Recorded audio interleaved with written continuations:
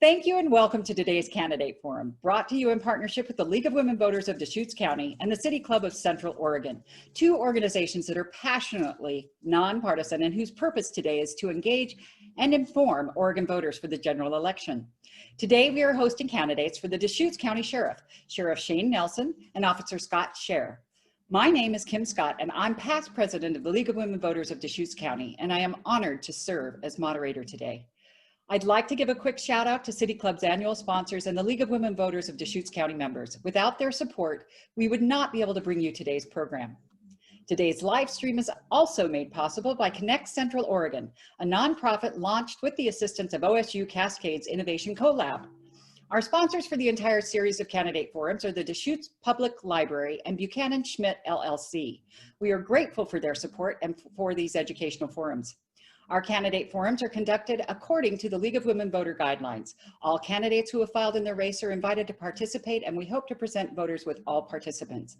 In the interest of fairness, we do not let an RSVP of regrets cancel a forum. Questions are from the League of Women Voters and have also been submitted by the public. We would like to thank the Deschutes County Sheriff candidates, Scott Schaier and Shane Nelson, for participating. The Sheriff's Office serves 157,000 residents in the unincorporated areas of Deschutes County. The Deschutes Sheriff serves a 4-year term. We appreciate the gravity of committing to run for office, and our goal is to provide an opportunity for fair and civil discourse. We will start with opening statements. Each candidate will have 2 minutes for their introductions and opening remarks. And for each question, each candidate will have 2 minutes to answer. At the end, we will have 2-minute closing statements. For opening statements, we have randomly selected the order, and closing statements will be in the reverse order. The order of questions will be rotated. So let's get started. And now, Scott, you were drawn out of the hat first, so if you'd like to go for your opening statement first. Thank you. I really appreciate that, Kim. And I want to thank the City Club of Central Oregon, the League of Women Voters, for hosting this event today. It's extremely important that we have these opportunities to come together, engage in some great dialogue, and answer the questions from our community. So my name is Scott Schaier, and my wife and I are raising our twin 5-year-olds here in Deschutes County. I would be honored to serve as your next Deschutes County Sheriff. Okay. The time for change is now. Over the last 20 years, our community has suffered through sheriffs that have been homegrown in a toxic culture. The failed leadership has led to corruption, federal indictments, mismanagement of tax money, little to no accountability, and countless lawsuits. Over the last 5 years, under my opponent, the agency has had 10 times the amount of employee grievances filed against their agency than any other law enforcement entity in Deschutes County combined. And earlier this week, my opponent sat on live television and tried to explain to all of us why, because he is the sheriff, the rules of the office don't apply to him. We all deserve better. I will be the sheriff that holds myself to the same standard that I expect from my entire staff. As a parent of 2 5-year-olds, I understand the detriment of having a do as I say but not as I do mentality. With innovation and technology, we will bring the Deschutes County Sheriff's Office into the 21st century. I will increase transparency and accountability by being willing to be able, by making myself available to our entire community and having those conversations, not just with people I see eye to eye with. With modern policing, we will more efficiently be able to serve the community, ultimately saving money and providing a more personalized service. It is absolutely time that we come together as a community. My name is Scott Schaier, and I would be honored to earn your vote. Thank you very much, Scott. Shane, would you like to do your 2-minute opening? Yes, thank you. I really appreciate City Club and the League of Women Voters for having us here today. It's an honor to serve you as your sheriff. I work with great ladies and gentlemen who deserve all of the credit for all the wonderful things your sheriff's office does for all of you, our 200,000 bosses, our community members. I was born and raised in Deschutes County. My wife and my 4 kids still live here, and we just feel this is such a special place to be, and that's why we wanted to remain here. I graduated from the Oregon State University with a Bachelor of Science degree in speech communication. From there, I came back here and have spent 27 years with our wonderful Deschutes County Sheriff's Office. I have worked through every rank and have worked in every division of the Sheriff's Office, which currently today has 240 full-time employees on a $68 million budget, and that's taxpayer money. We get it that they invest in the quality service they expect and deserve, and all of my teammates believe in that as well. I have an executive certificate from the Oregon Public Safety Academy. I have been heavily involved with the Oregon State Sheriff's Association, currently serving as their secretary and on the legislative and budget committees. I'm also the secretary treasurer for the Oregon Accreditation Alliance and have served as the past chair of the high intensity drug trafficking area for Oregon and Idaho. Community involvement is every bit as important as what you're doing for a job. I've been active on nonprofit boards. I've been a member of the Redmond School Board. I have coached 4 different youth sports over the years on several occasions, and I even oversaw and was the director of a youth sports program. Your sheriff's office is a community partner. It's important for us to be out there in our personal lives as a community partner, because that's where you hear good information on where you need to lead. Thank you very much.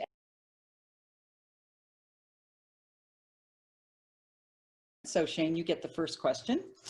The first question is, what are the biggest challenges facing law enforcement officers today? The biggest challenge for law enforcement is going to continue to be finding the right people. We have a change in the law enforcement profession that's been occurring over the last 20 and maybe even longer. We've been very fortunate at the Deschutes County Sheriff's Office and in Oregon law enforcement agencies in general, because we are going from a position of having people that just respond to calls to really wanting to be proactive in law enforcement and proactive in solving problems. So some of the great pieces of that we're doing at the Sheriff's Office is partnering with behavioral health on the Stabilization Center that now just got a grant to open 24/7. That rightfully diverts people away from jail and rightfully diverts people away from the criminal justice system so that they can get assistance for what they need to be a productive citizen in the community. That is good for public safety and enhances livability. We also take a look at programs like Deputy Day Camp and our Youth Academy, where we bring in young people and get them accustomed to the profession of law enforcement. That creates a great ambassadorship to the community we serve, and it's also recruitment. It's helping these young people see what a great profession law enforcement is and what a great problem solving and proactive profession law enforcement is. And so these folks get involved in our office and hopefully will come back in the future. We've changed the way we recruit.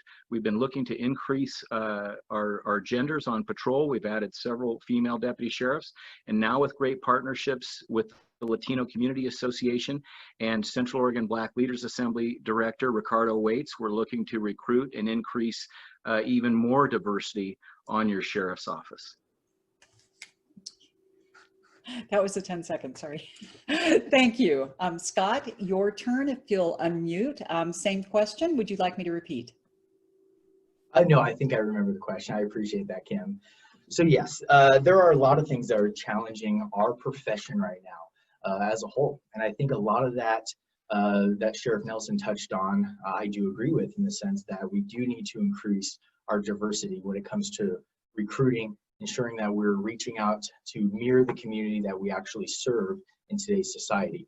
But I think another key component to what it is that's equally as important to recruiting is retention. What are we doing that once we actually get those individuals into our office, what are we doing to give back to them? What are we doing to give back to their families? This profession is extremely challenging. The things that law enforcement professionals have to face on a daily basis is things that most community members will never understand, and that is healthy for them not to have to understand that. So one of my true passions is giving back to our law enforcement professionals as well as their family. One of those ways that I would do that is having a comprehensive wellness program for the office. It will not only address the physical wellness of the staff and the deputies, but also touch on the mental health wellness. We will have a dedicated mental health professional in our office that our staff can feel comfortable going to get referrals out to other professionals throughout the community, and also just have that professional that they can share some of the challenges that they're going through. We want to make sure that when our deputies start on year 1, they're equally as healthy, if not healthier, at year 25 when we have them leave. It costs a significant amount of money to replace deputies in our profession, up to $100,000 to replace one. And I'm sad to say over the last 5 years, we've had 116 people leave the sheriff's office. 66 of those are resignations alone. So we absolutely have to give back to the mental, physical well-being of our staff to ensure our retention is as important as our recruiting. So we were able to serve you for the long haul and give you that personalized service you deserve. Thank you. Thank you very much, Scott. You'll be the first on this next question, so keep your mic hot. The Deschutes Sheriff workplace environment is frequently used as a campaign topic, with each side saying they can help morale get better.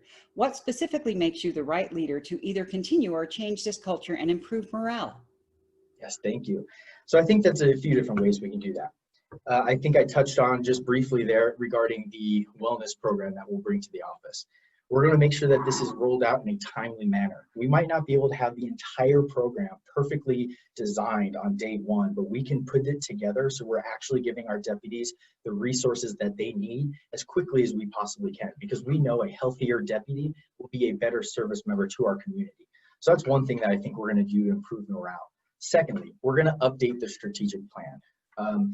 The last strategic plan that I was provided by the Sheriff's Office through a public records request consisted of 6 PowerPoint slides. And of those slides, 2 of them actually had goals listed. The other 4 was a badge and submission of value statements. So I think we have to have a comprehensive plan that addresses where we want to be in 5 years from now. And the way that we make sure that morale is improved through that program is we have buy-in. We actually have our staff at the table with us. They will be a part of creating what it is that we are trying to achieve as an organization. And we're also going to have key members from our community involved in that planning as well. I think when you have a collaboration of community and staff members designing the strategic plan of how we want to provide service to the community as we continue to grow as the fastest growing county in Oregon, some would argue the West Coast, we have to have that collaborative approach. I think when staff members have buy-in, when they actually have a say in what it is that we're trying to achieve and the goals we want to achieve, it's not just, this is what I'm telling you we're going to do. It's, this is what we have created because this is what we know is right for our community. And lastly, leading by example. As I mentioned in my opening statement, I will be the sheriff that holds myself to the same policies and the same standards that I would expect for my own deputies. At no point will I believe I'm above that, and no point will I believe that I don't have to follow my own rules that I'm telling my staff to follow. That's how we're going to improve morale. Thank you. Thank you very much, Scott. Shane, would you like me to repeat the question? No, you don't have to. Thank you, Kim. I really thank my opponent for some of those comments. They're right on, and so he'll be happy to hear we're doing all those things, but he does already know that because he's done several public record requests for our office. But he's exactly right. Wellness programs are very important, which is why we reached out to our partners across town at the Bend Police Department when they had a national award-winning program. We reached out and bent their ear, and they have been instrumental in helping us guide and enhance our wellness program, along with the Central Oregon Public Safety Chaplaincy. We've always had access to counseling. One of the things in our wellness program, because we do have our teammates involved in it, in the development of it for the buy-in, but one of the things they said is, we don't want an in-house psychologist like the Bend Police Department. We don't want someone on your payroll. We don't trust that option, and so we would like a different path. So what we did was we made a ready list of 10 counselors who agreed ahead of time to see our deputy sheriffs when they were needed. And then we make sure there's no cost to our deputy sheriffs. I don't want them to have a copay because I want them to look for that and take advantage of that. We're having health scans and sleep studies, because it's important in shift work that you take care of your spiritual, mental, and physical well-being. And so we want to give these opportunities and have the sleep study so that we can see how shift work affects them. We're asking them if they want to try different shifts so that we can see if that can increase their performance and longevity in a career. When you're talking about these teammates in such a difficult job as law enforcement, you really do want their input. But at the end of the day, when you talk about teammate morale, you really want to have the facts and do some research, which unfortunately my opponent has not done. There's a lot of reliance on rumor and innuendo and misinformation from a small number of former and current toxic employees. For example, the resignations from the sheriff's office I'm and sorry. the turnover is due to the fact that we had retirements. Everything's called a resignation. Go on to the next question. I'm terribly sorry. Thank you. And please keep your mic hot because you get the next question first too. Do you think that people of color are treated differently by the sheriff department than the predominantly white population of Deschutes County? And in light of the Black Lives Matter movement, will the sheriff department be participating in diversity training? So Kim, did you ask us if our sheriff's office or sheriff's offices?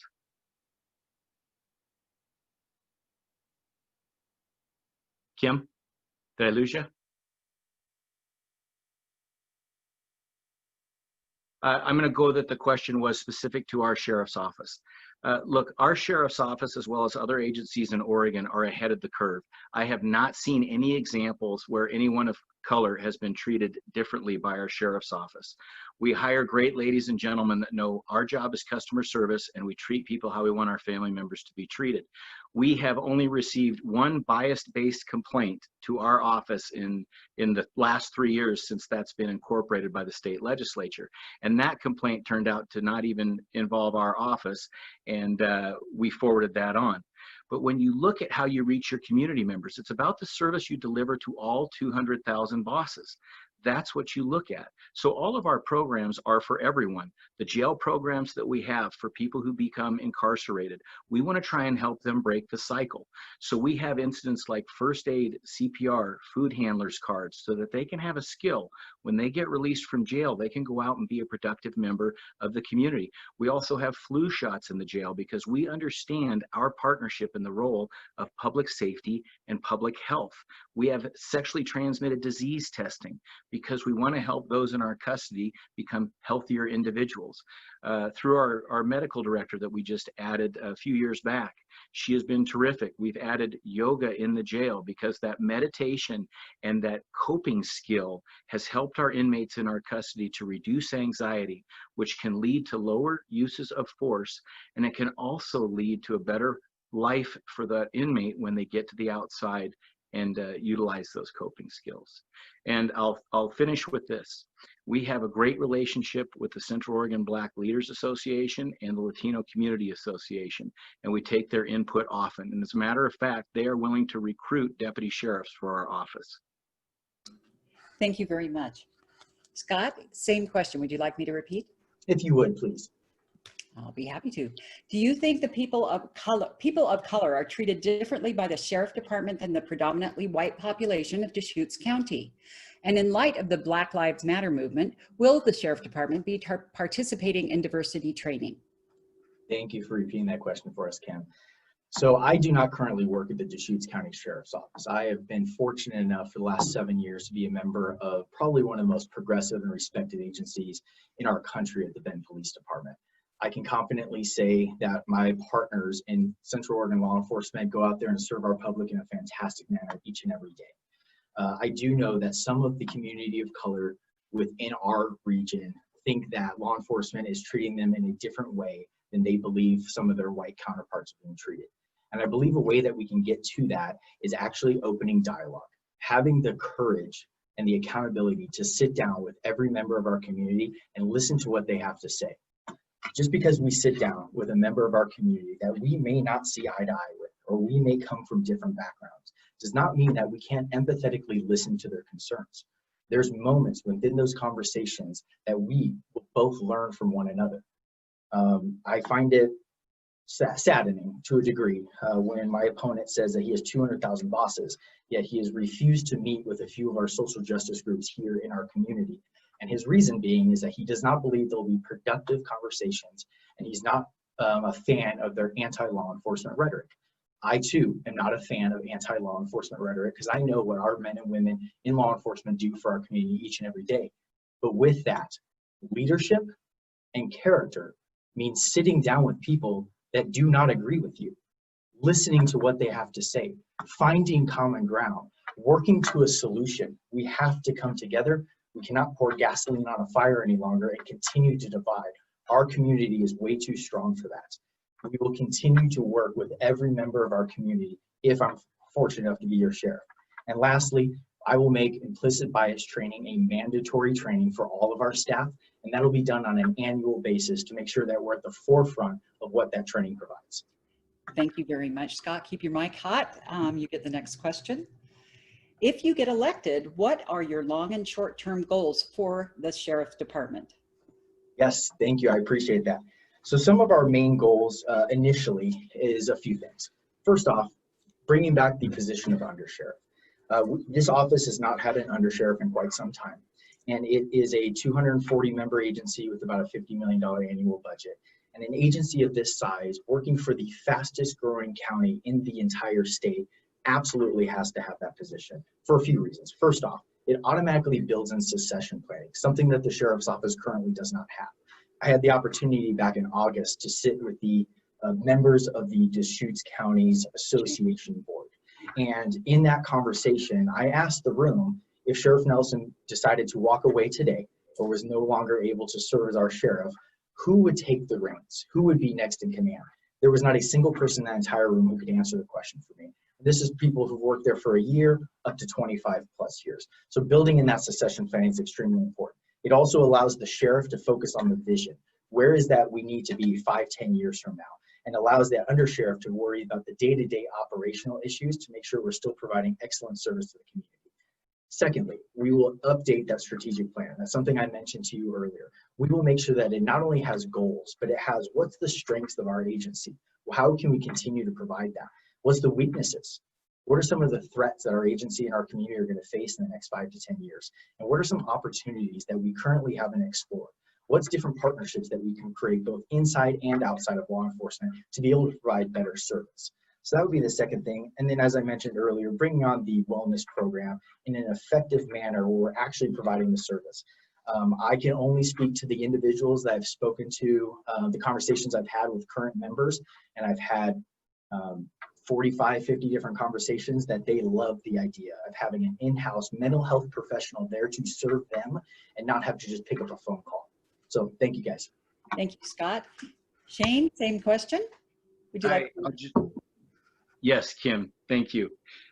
When you take a look at the conversations that my opponent says he's had, I think it's important to note that individuals inside his own current office also feel the same way about having outside mental health help. They don't like people on the payroll. I will just briefly say that the Central Oregon Peacekeeper Association, who I will not meet with, is heavily involved with Mr. Schaier, and as well as a top campaign aide to Mr. Schaier is heavily involved with the Central Oregon Peacekeepers. I think there's a big difference between disagreement and differing views and antagonistic and bullying behavior. And so I always want to have a productive conversation and will take any input from anybody. But as we look to the future, mental health is going to be a huge piece of this puzzle. That's why we partnered with the Stabilization Center. That's why we're increasing mental health programs in our jail, such as dorm mental health groups, where these inmates can get some one-on-one time in a group setting. And when you take a look at the mental health aspect, we added behavioral health specialists this fiscal year because we want to stand up strengthen our partnership with the Stabilization Center and actually send these behavioral health specialists out with our partners at the Mobile Crisis Assessment Team and visit with clients in our response area, because sometimes you don't have to send a uniform to everything. Just look at the Eugene Cahoots program, highly successful program. We want to make sure these individuals are safe. So if it requires a uniform, we'll go, but we want to try these different opportunities. Another thing that has to do with enhanced livability is our marijuana enforcement detective program. Thanks to the commissioners for funding those 2 positions. They are out there keeping illegal and black market marijuana at bay, because you have a lot of providers who are following the law. And I just want to end on an undersheriff comment. I have 3 undersheriffs. They're captains, they're division commanders with 90 years experience between them. Everyone here knows who the second in command is.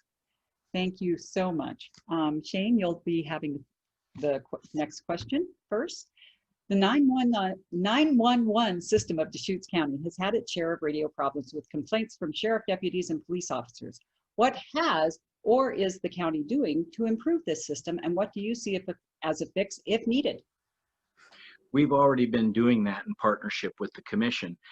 Sadly, that got a little bit blown out of proportion because of leaking to local media, and then people forgetting that we have been involved in the plan from the very beginning and the discussions from the very beginning. As a matter of fact, one of the radio towers that wasn't added during all of those discussions was because the group didn't feel it was necessary after listening to the then 911 director. So you really have to have everyone in the room and talk about the partnerships.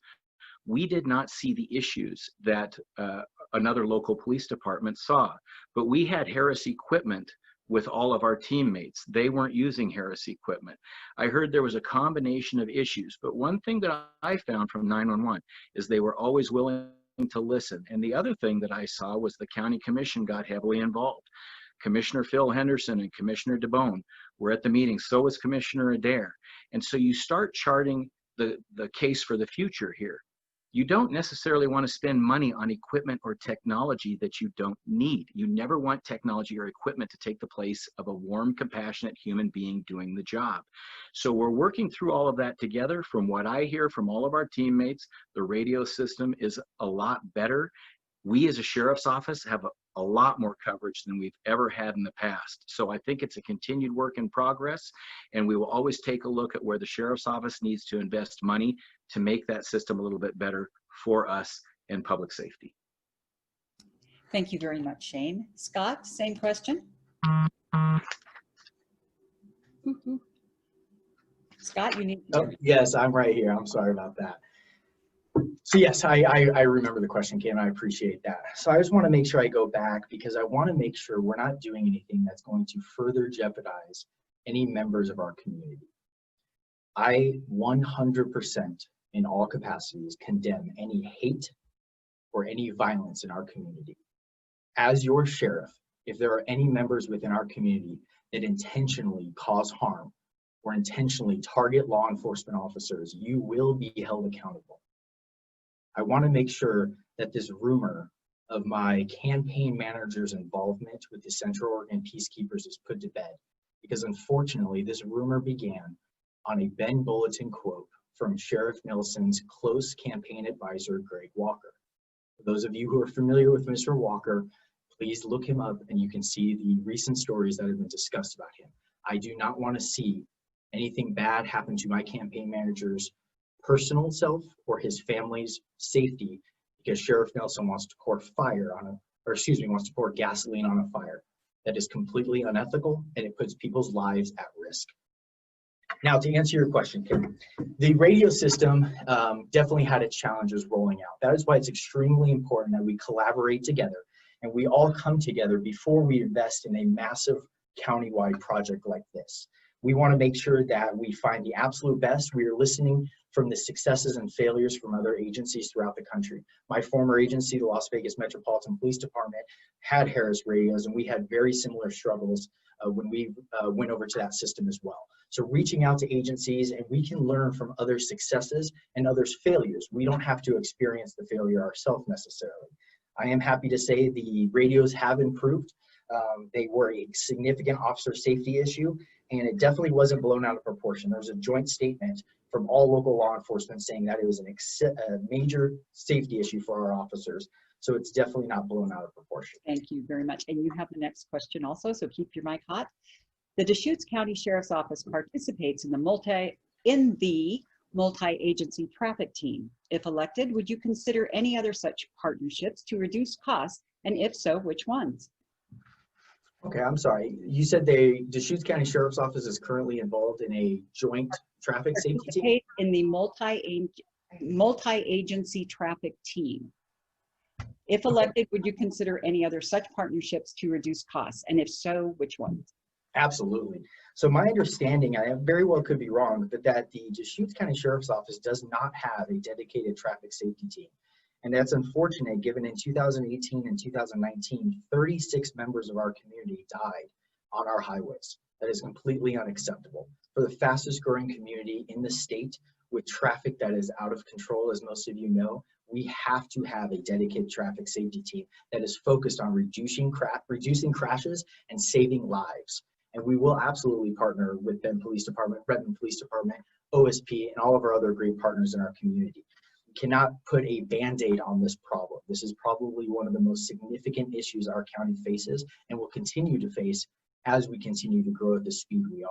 So I will absolutely make sure that we have that resources available to our staff.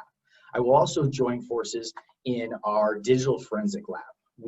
I believe that in order to be successful throughout our community, we need to have a digital forensic lab that is consistent of every agency in Central Oregon, because we can share those resources, we can save money in doing so, and we can provide better service to our entire community. I'm not sure if you can still hear me. I believe my video may have went out, but I will continue speaking for you here.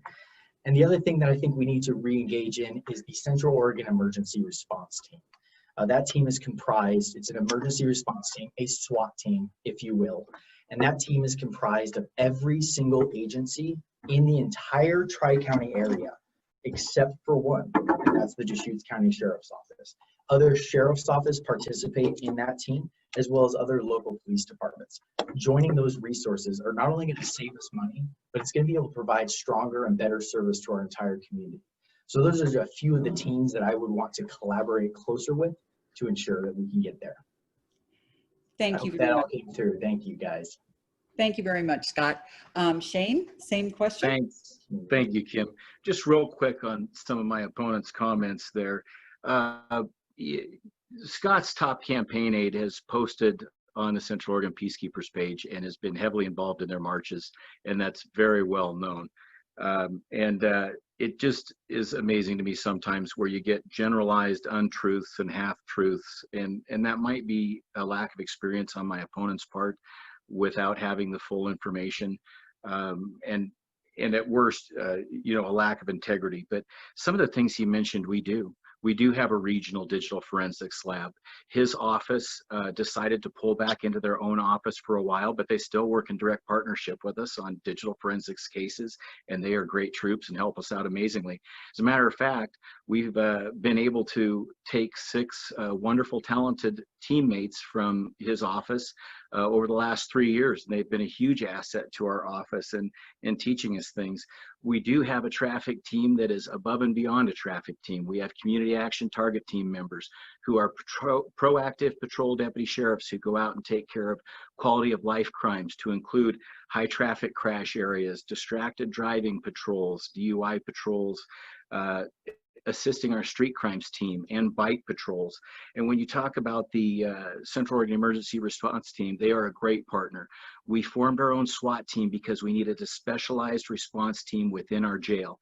Within your jail, there's laws that govern the use of weapons and force in a secure area, and that was something we couldn't take any risks on. So you have a professional team like that. We also deploy them in the field for our own calls. They partner with CERT often, and they have an excellent working relationship. And here's the one thing that I would tell you: it costs the same amount of money. Our bosses here in our county and anywhere, because we'll go anywhere to help CERT and OSP, but our bosses here are getting more bang for their buck because we have such a great partnership in those teams. Thank you very much, Shane. Shane, you'll have this next question. What role does the Sheriff's Office have in enforcing immigration law in Deschutes County? You good? None. Immigration and Custom Enforcement is a federal agency. We are not a federal law enforcement agency. We do not enforce federal law. So therefore, we do not enforce immigration and customs enforcement laws as it has to do with whether you're in the country legally or illegally. I will tell you, our only nexus with immigration and custom enforcement is if we get a foreign-born citizen in our jail.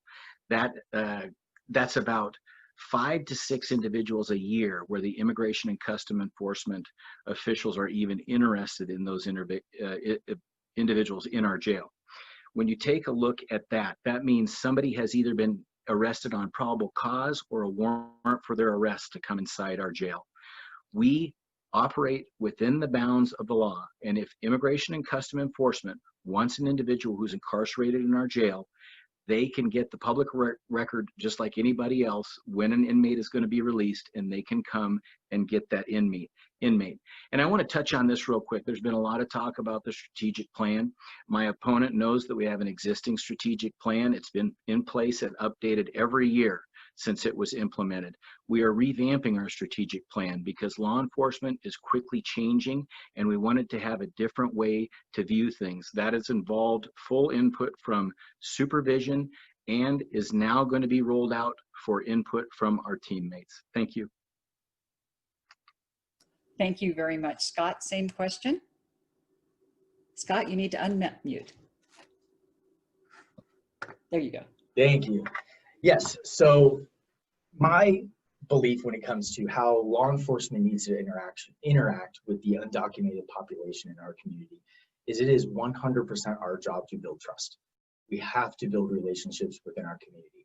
And one of those ways that we can quickly erode that trust with that portion of our community is by voluntarily complying and voluntarily providing information that is not necessary by law for us to do to Immigration, Customs, and Enforcement. One of the practices that the Deschutes County Sheriff's Office currently has is their administration chose to voluntarily share information with ICE on who is currently inside their jail. If someone in our community is a threat to our community, they will absolutely be held accountable. If someone in our community has an active warrant for their arrest, that person too will be absolutely held accountable. But we have to ensure that the Sheriff's Office is making sure that we are doing everything we can to build relationships and to have cooperated trust between the community we serve and our deputies. My time that I spent in the Las Vegas Metropolitan Police Department, I had the opportunity of working with communities of color, and I had the opportunity of working with extreme diverse communities. And one thing I learned in my time there was if the community understood that local law enforcement was there to protect them and serve them, no matter what their immigration status was, their documentation status was, they were now comfortable in contacting their law enforcement to say they were a victim of a crime or they had information on a heinous act that had occurred within the community. That is the relationship I believe that we need to build within this community, because I do not want to see anyone victimized continuously because of a fear of contacting the Sheriff's Office in fear of potential deportation because of immigration status. That is not the role of local law enforcement, and I will ensure that we do absolutely everything we can to build that trust. Thank you. Thank you very much, Scott. Scott, you have the next question. Cannabis continues to be a polarizing issue in Deschutes County. Describe your experience from the past 5 years from an enforcement perspective, and please include how it has changed and how you see it changing in the future. Yes, thank you for the question. So you're right, cannabis has changed in our community for quite some time with the legalization of recreational marijuana. The way I would approach the legal cannabis industry is treating them like any other partner in our community. They are as partnered with us as any other small business within our community. We want to ensure that the legal cannabis community is being treated fairly and not being unnecessarily targeted because our leadership has a philosophical disagreement with that. The voters have spoken. As the sheriff of your county, my job as an executive branch member is to enforce the laws that are on the books, enforce the laws of our state and our counties and the cities within. My job is not to interpret law. My job is not to create law. My job is to make sure that we are enforcing the will of our citizens through voting. So that's one thing I will absolutely do. I also want to make sure that we are targeting the non-legal marijuana operations because they are detrimental to the safety of our community, they're detrimental to the safety of the legal community, and they cause a quality of life issue that we need to address for our residents who live out in Deschutes County, specifically unincorporated areas. So I will continue to work with that organization. I've heard that Sheriff Nelson has refused any meetings with the Central Oregon Cannabis Association to at least open dialogue, and that's just from their association leadership. And that's one of the other ways that I will continue to foster relationships that don't currently exist in the Sheriff's Office or have been so badly broken over the last few years. So those are ways that I believe we need to approach cannabis, is to treat the legal cannabis industry with respect and dignity as any other small business owners, and the illegal ones coming after to ensure that we are keeping our entire community safe from that. Thank you. Thank you very much, Scott. Would you like me to repeat the question, Shane? No, you don't need to, Kim. again, the statements from misinformation by my opponent, I'm not going to be able to directly respond to all of them, and they are important. But the one thing I would like to say, he mentions public safety threat as it deals with potentially individuals who come into our custody who are foreign-born citizens. That's absolutely true. That's why we have communication with our federal partners, because I don't know all the information on these individuals that come into our custody. And that's why we do communicate with our federal partners and let them know about foreign-born citizens. We also communicate with their countries of origin, because 56 countries, due to the Geneva Convention, have agreed that they want consulate contact. So we take care of that piece as well. It is about public safety. My opponent's right. When you talk about marijuana, yes, I was very against the legalization of marijuana and very against allowing the growth and sale, because I felt that was a citizen question. I thought there was a very big difference between legalization and whether you want it grown and sold in your county. But now my opponent's right. The voters have spoken, and that's why we established the marijuana enforcement detectives. We have 2 detectives that work in coordination with the Bend Police Department marijuana enforcement detective and our Tri-County Central Oregon Drug Enforcement team, which we have members on as well. And you have to take a look at these relationships with the legal marijuana market. I haven't rejected a meeting with any marijuana industry member in the last few years, and no one has reached out to me. But our marijuana enforcement detectives have meetings with our legal marijuana growers, and that's actually where they're getting their information to do their job. We've had some hemp grows, and I quote hemp grows because they ended up being marijuana grows, where we've had several hundred pounds of marijuana and butane honey oil that were pulled from hemp grows. So that just delineates the fact that you've got to keep black market at bay. And also in Oregon, the agricultural agency oversees the hemp production. Thank you very much. I'm sorry if you're not seeing the 10-second, I'm just kind of flashing it there, sorry. The next question is, how many years have you been in law enforcement and what positions have you held? You need to unmute, Shane. I'm sorry, this question's for you. Sorry, Kim, I didn't know it was for me. I apologize. Sorry. How many years have you been in law enforcement and what positions have you held? Thank you. So I just turned 50. I've been in the Central Oregon community for 50 years, except for 5 years when I went to Oregon State University to get my degree. I have been with the Deschutes County Sheriff's Office and in law enforcement for 27 years. I started my career as a reserve deputy sheriff in 1993, hired a full-time deputy sheriff a year later. I've served as a corporal, detective, sergeant, lieutenant on patrol and in our administrative unit.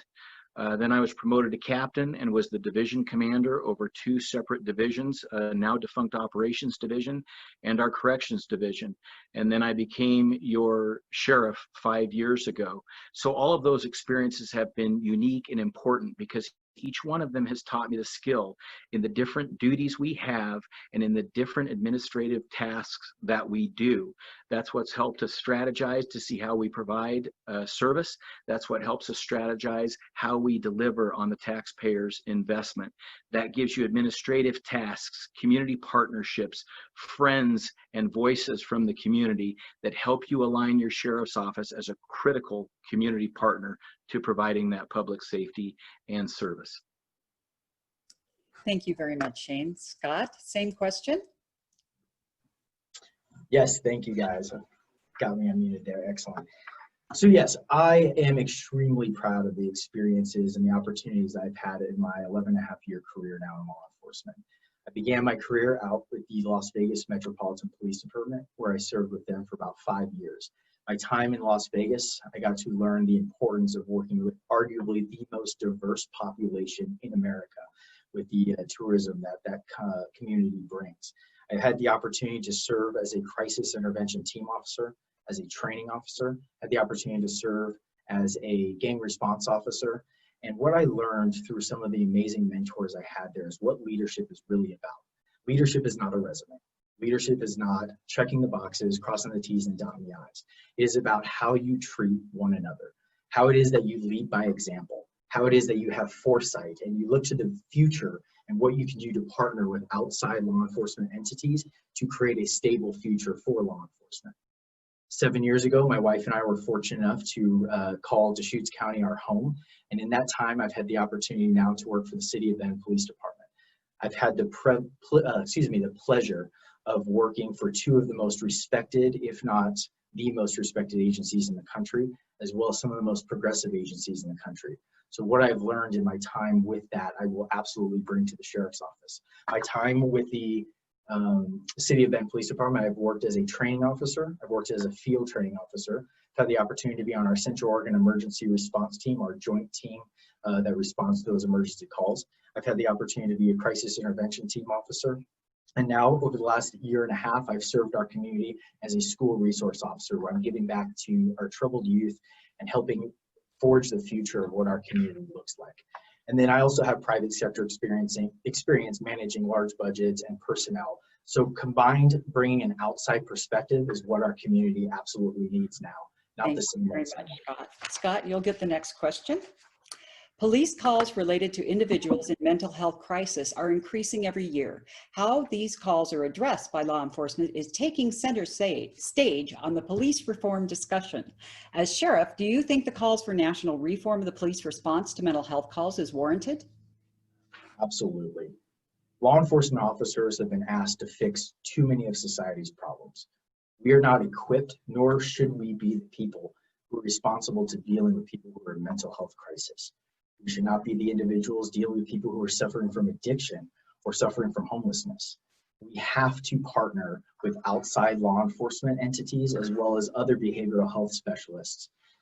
My platform for serving people who are suffering from mental health crisis is something I'm absolutely passionate about.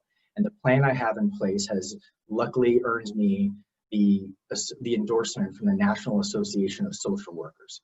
I'm the only candidate in this race who has earned that endorsement. I've also earned the endorsement from many of our behavioral health specialists within Deschutes County, and I'm honored and humbled to earn those endorsements as well. Sheriff Nelson earlier mentioned the Cahoots program. That's a program that's been around for decades, and it is a fantastic co-responder unit.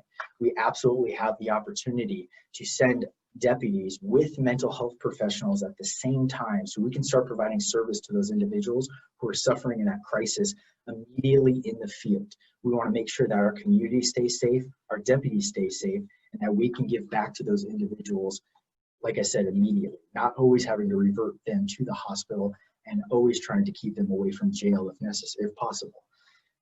One of the things that I am also proud to be a part of is with the Bend Police Department. We've had a co-responding unit now for about 4 years.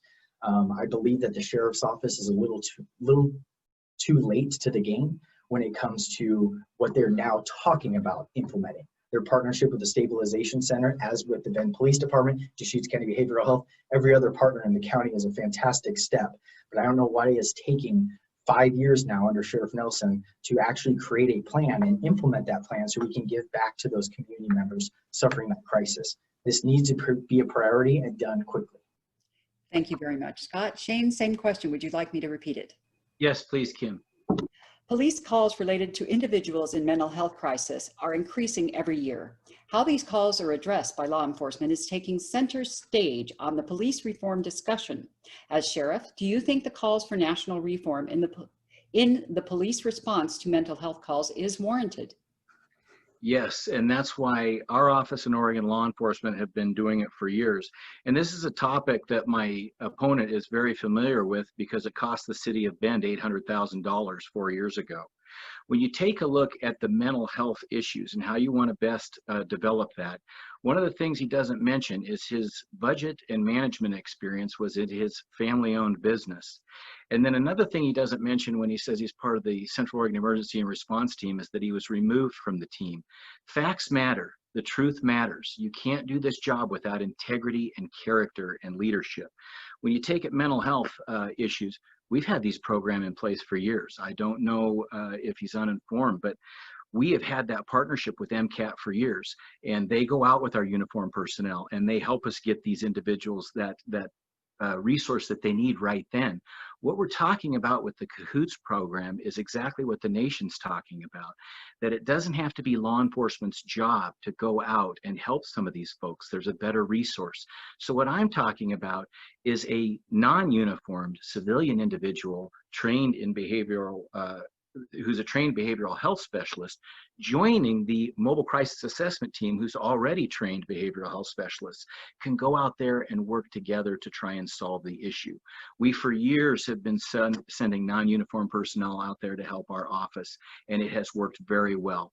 And the Stabilization Center has worked very well. They've had 464 visits in 4 months. These are resources that are going to help us. We're not going to stop now, just like we have continued to invest in Family Drug Court, which is another proactive program. We're investing in the veteran intervention system that our DA is trying to lead and get built up. We are going to be huge supporters in the Central Oregon Veterans Village. All of these things that give people a hand up and a resource to continue their path on being a productive citizen.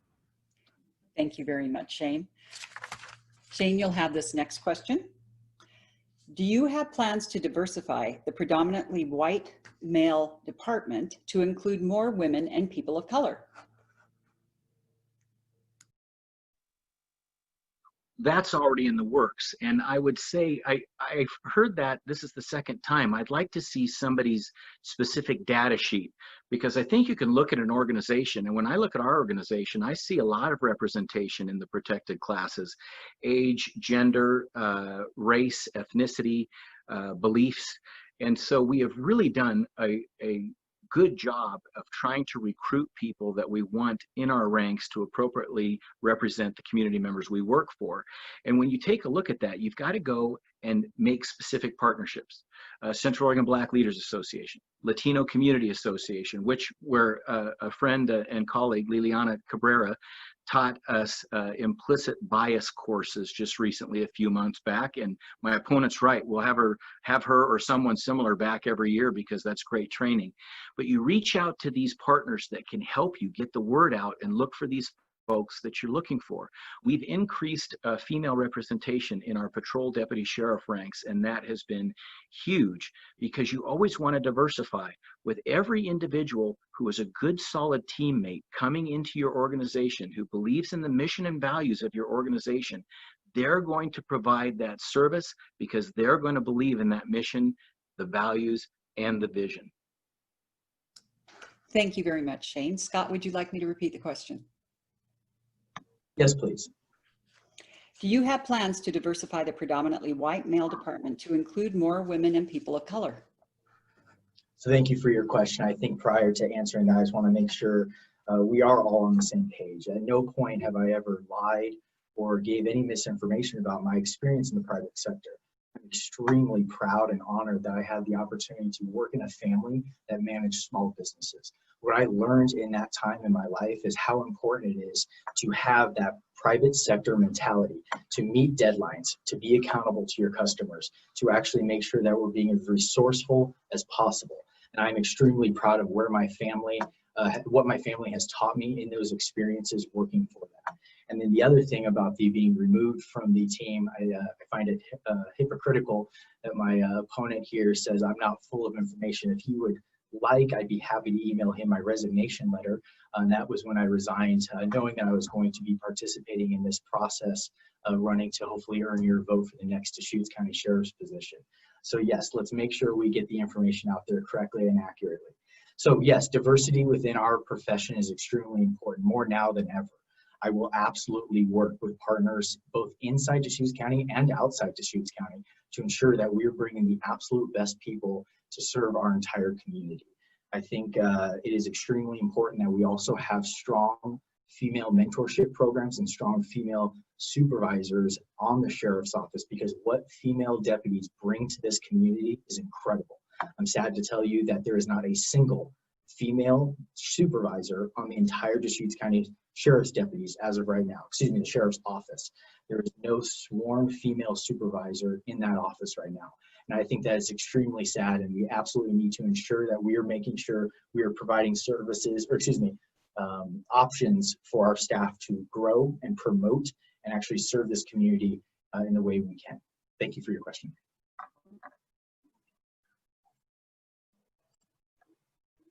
Scott, thank you. You'll have the next question. How do you feel about body cameras for all on-duty personnel, and what rules for these would you apply? Thank you. So yes, body cameras are extremely important. It's a great way to give trust back to our community and also a peace of mind to our deputies. I think that this needs to absolutely be a priority in our office. And one of the things I would look at right away is how to outfit our patrol teams with body cameras. I would make sure that this is done in a timely manner. I don't believe that it's going to have to take us multiple years to make a decision on going forward with a plan that we know works in other communities. Also looking at some of the costs, some of the costs of having body cameras is something to have to take into consideration.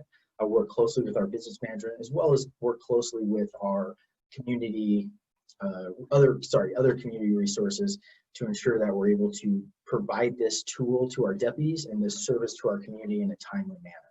When it comes to the implementation, one of the things I will be doing as your next sheriff is bringing a nationally recognized, nationally accredited, nationally certified policy manual to the sheriff's office. As of right now, the Deschutes County Sheriff's Office is the only office in the Tri-County area that does not use a nationally accredited Lexipol, specifically a policy manual. These are court tested, these are time tested, and these are best practices nationwide. And by having a policy that we can actually work on, we can implement programs like our body camera program to make sure that we're following the law. We're making sure that we're keeping our deputies' privacy intact and also safe, and that we're also keeping the privacy and well-being of our entire community safe when we implement this program. So yes, I absolutely support body cameras and believe it's something we need to make a priority in the office. Thank you, Kim. Thank you very much, Scott. Shane, same question. Yes, first I apologize to my opponent if I had that information wrong, and I thank him for setting the record straight. I will make sure and do that in the future. Body cameras is something that we're testing. That was in our strategic plan revamp to test the cameras so that we would go with the right system. We've talked to our agency partners around the area. We've gotten model policies. It's a process because it's a high dollar amount, and you want to make sure you have buy-in from your teammates. So they're testing the 2 cameras. I think we're rolling out 4 to 8 cameras that include in-car camera systems, because I believe in the transparency of it. If you're going to have a body camera, you want an in-car camera system to capture what's occurring while you're driving. So we're going to be testing those, but there are laws when you grant contracts. There's dollar amounts, there are requests for proposals, and we have to follow those laws, and private sector doesn't have to do any of that. So it's a little bit quicker process. Things take time when you're involved in the government. The one thing I'd mention about the Lexipol agency that it brings up, it's a for-profit business that provides you with a policy manual. As a matter of fact, some of the sheriff's offices in the state have gone away from Lexipol as it has to do with their jails, because there's not enough local knowledge from the state that helps them come up with good policy and procedures. So one of the things we do, we're an accredited agency through Oregon Accreditation Alliance. We get model policies from them. Any policies that we get comes from a review of the Oregon legislature when they pass the laws down. We also take case law into account, and we also have our legal counsel in the sheriff's office, and the Oregon State Sheriff's Association has legal counsel, and we get guidance from the Oregon State Sheriff's Association. So we have an accredited program here at the sheriff's office, because that's how you stay professional, deliver consistent service, and reduce your liability. Just because we don't use a for-profit company doesn't mean we have any less of a product. And we have 300 Oregon jail standards, and we get jail inspections often. Thank you, Kim. Thank you. You have the next question, so don't unmute. What do you think is the most important skill of being a good sheriff? And this is our last question, and we'll go on to the final statements after these are answered. Listening. My opponent has brought up an accusation about I don't follow the rules. My only guess would be is he's talking about a pursuit that I was involved in over a year ago. And from that pursuit, I learned a number of things. We also implemented some new technology to end pursuits quicker. I did a lot of things that I would do differently today, but you only find that out if you look back using hindsight, and you find out what you could do better. That's what I did. And to be the sheriff, you have to listen. You have to be involved in the community, not just when you're going to get elected. You have to be involved in the community like I have been for 30 years, and a lot of my teammates have been. Because when you're involved in the community, you can get information that you wouldn't normally get as the seated sheriff. You have to listen to your teammates because they're out there setting your reputation every day. Everything our office does is a direct tribute to the ladies and gentlemen that I work with. It is an honor to work with them all. So listening is very important. And the other thing that I want to mention about leading by example, listen, I always try and lead by example, and I always want to be in lockstep with what I expect from my teammates. But the fact is, I serve as the sheriff. I'm the chief executive officer and conservator of the peace of a county that has 200,000 community members. I will make errors, but at the end of the day, I work directly for my 200,000 bosses. When I make errors or I make mistakes, I'm going to own them, and we're going to talk about them, and we're always going to try and be better at what we do. And I'm always going to try and be better at what we do. Thank you very much, Shane. Scott, this is your last question. What do you think is the most important skill of being a good sheriff? Thank you. I think I've lost a video feed on your end, but I will, there we go. I think we're back.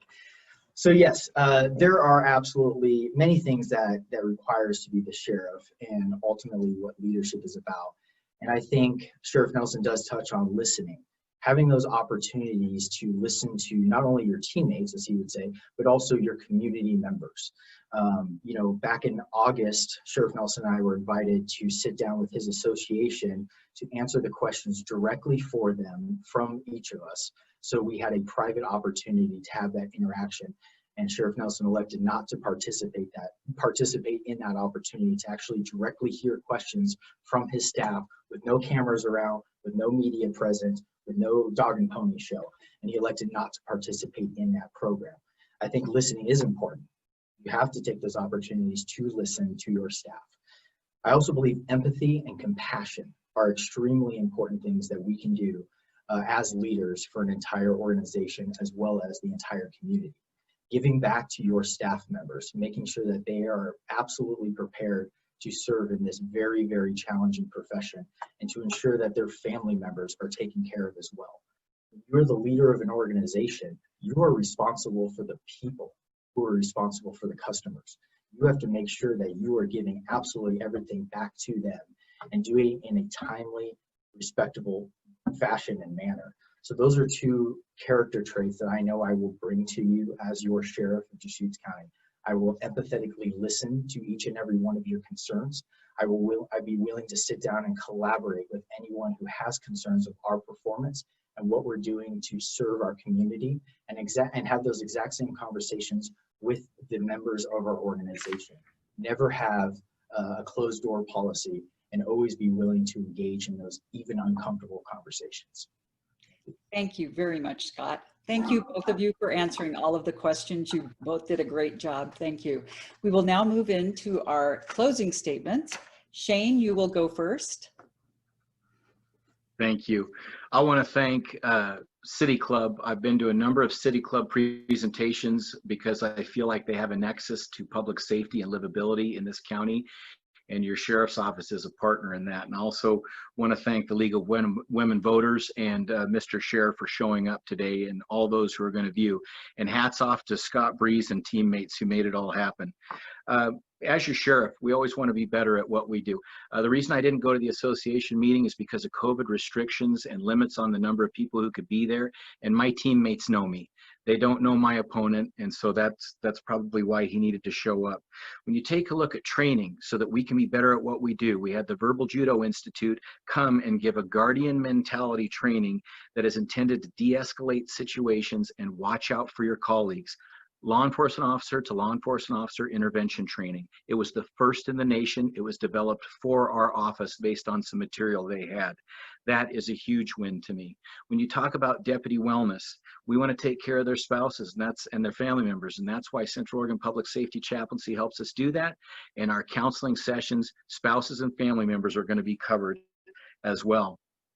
When I got hired on as a deputy, I was a 5-year corporal into my career, 7-year detective, 9-year sergeant, 12-year lieutenant, 18-year captain, 21-year sheriff. I've gone over why each of those positions is important so you can gain that valuable knowledge in budgeting and providing service. Being a member of your community, serving on nonprofit boards, being active in coaching youth sports, being out and about at public events like I've been doing for the last 30 years and the last 5 years of as your sheriff, listening, letting people know the character of their sheriff's office, and supporting the great ladies and gentlemen in our sheriff's office who deliver public safety and service on a daily basis to our community.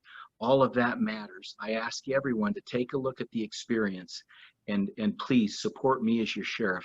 It's honored to serve you. Thank you. Thank you very much, Shane. Scott, your closing statement, please. Yes, thank you. I would also like to thank the City Club of Central Oregon and the League of Women Voters for hosting this event today. It's extremely important that we have these chances to help better educate the public so they can make the right choice when it comes to their ballots this November. I'd like to thank Sheriff Nelson for his participation in this as well. And I would like to just remind the public that your vote matters. This is an extremely important time that we make sure we pay attention to who our elected leaders are. As one of the fastest growing areas in the country, we need to ensure that we have leaders that have the vision and have our values in place. We need to make sure that we have leaders who are willing to engage with the community. Once again, not just the community that they see eye to eye with. And I also want to make sure that everyone really takes a deep look in where it is that you want to see law enforcement moving forward. Where is it that you want to see your sheriff's office in the next 5 to 10 years? You know what we're going to get if we re-elect Sheriff Nelson, and that's going to be what we've had for the last 20 years. I would be honored to serve as your next sheriff and take us into the 21st century, using modern policing to save your money and to provide more personalized service to our entire community. We will do a stronger job at recruiting diversity. We will have opportunities for different public safety entities, as I mentioned earlier, the traffic safety team, to make sure that everyone on our road stays safe. And we will stop frivolously using your money in ways that I don't think are appropriate. So once again, my name is Scott Schaier. I would absolutely be honored to serve as your next Deschutes County Sheriff. And I think leadership matters. We have to make sure that we elect leaders this year and not management. Thank you so much. Thank you very much. Thank you very much to both the candidates for such thoughtful answers. Thank you for participating in today's forum. We know this season is grueling and we appreciate you showing up. And thanks to the League of Women Voters of Deschutes County and City Club of Central Oregon for partnering to get this information out. Remember, if you enjoyed today's forum and would like to help cover the cost, please consider making a donation to City Club on their website at cityclubco.org. If you are interested in becoming a member or making a contribution, please contact the League of Women Voters of Deschutes County through their website, lwvdeschutes.org. Thanks again to our Candidate Forum series sponsors, the Deschutes Public Library and Buchanan Schmidt LLC. The next Candidate Forum will be the Bend City Council candidates and will air on Tuesday, October 20th at 7 p.m. Please be sure to watch. Thank you for your interest in keeping democracy alive. This was pre-recorded Thursday, October 15th, 2020. Thank you for watching.